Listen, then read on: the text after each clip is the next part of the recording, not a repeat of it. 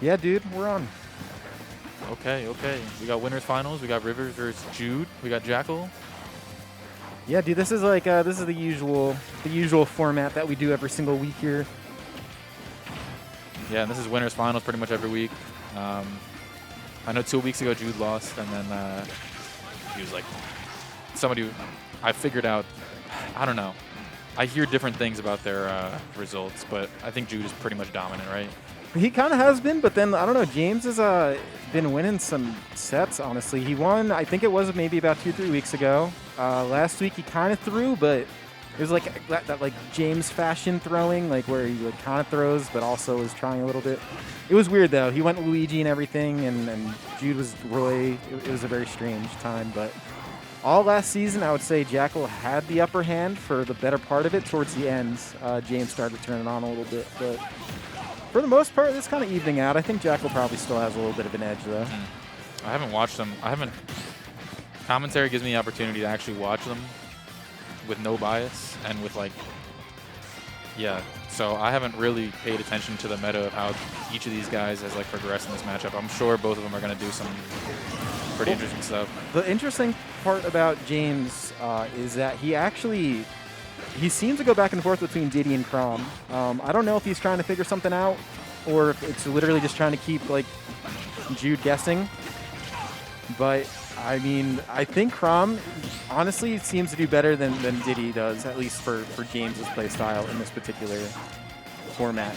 But I don't know. We'll see, because I have a feeling if James loses this, we might see Diddy. But all the same, you might rock Chrom the whole time, just because like I think he's been using Chrom like literally the entire day.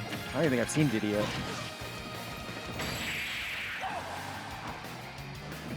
Yeah, every time Jude has, or every time Jakal has Rivers off stage, he's putting on. I think James isn't going to make it back like several times, and Jude is doing some new things against that recovery, but he's not closing it out. I want to see him close it out. That seems to kind of be the thing, and I don't really want to say that's been the thing with oh god, Nice. yeah, that barrel definitely closed it out, but I don't think that's really like the MO with Jakal. I think Jakal's like really known for having such a good neutral in general, and that's why he does so well in this game. But I do think that there's I've heard a little bit of debate of, you know, if Advantage State was a little better for Jakal, then he'd end up probably winning a lot more games. He's already winning a lot of games with a good neutral, but I think that's like that next echelon for him, and once he figures that out, probably be unstoppable. But in the meanwhile, he does take that first game off James, so kind of business as usual. This has been pretty volatile lately. I know Jakal's really been on the grind. James has really only been coming to this weekly, but they've had weeks at this point to figure each other out.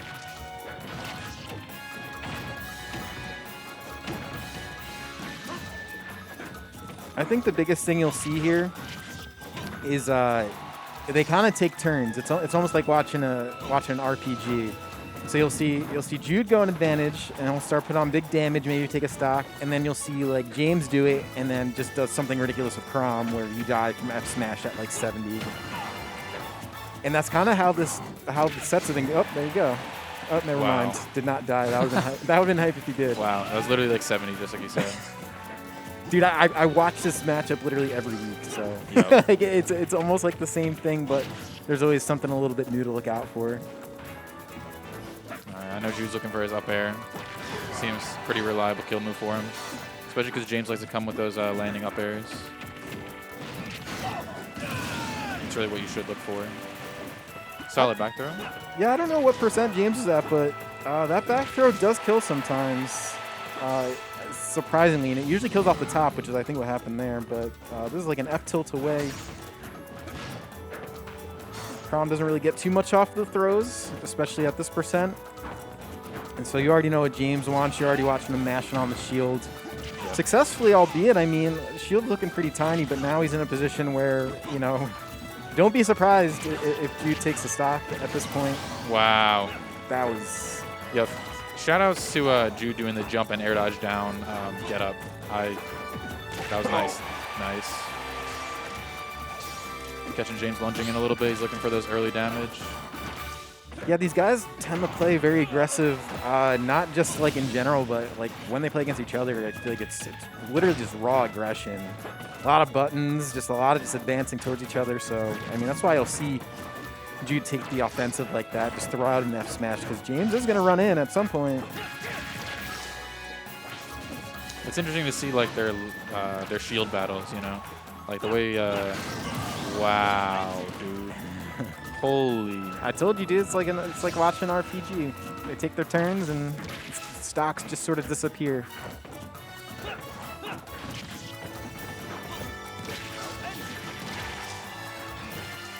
Uh-oh. James carrying this momentum into this stock. Jude needs to get a fair going, really. He needs to land a fair. Nice, okay.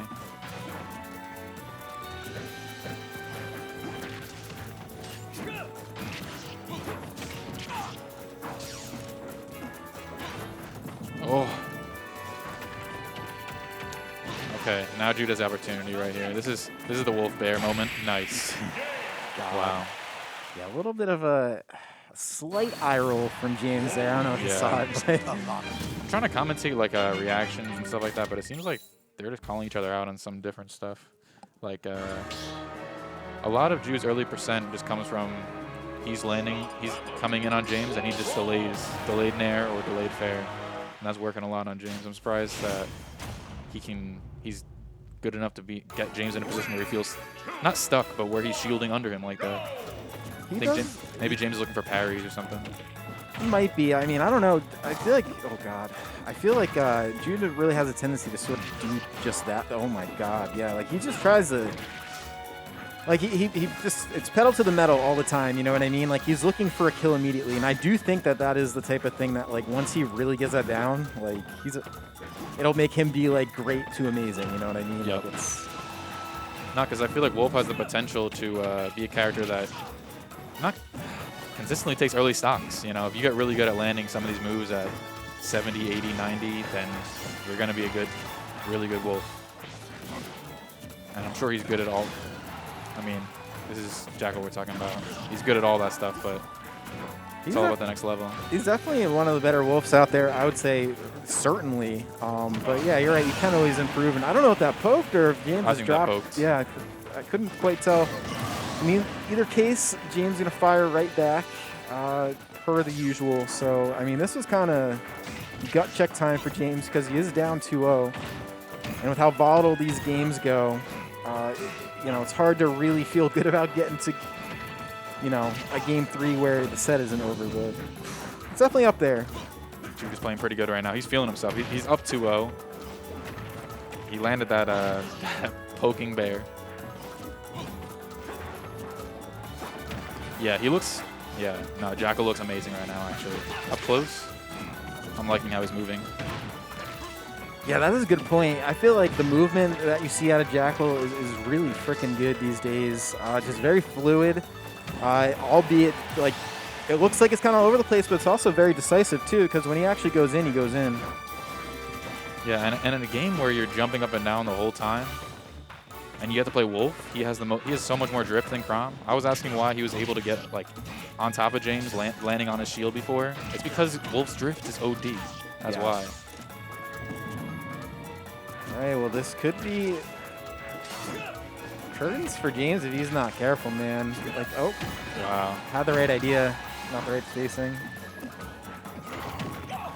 Yeah, this is.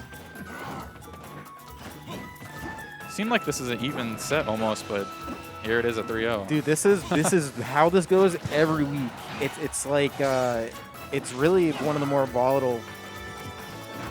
Like these guys, just player to player, one of the more volatile like sets you'll ever see.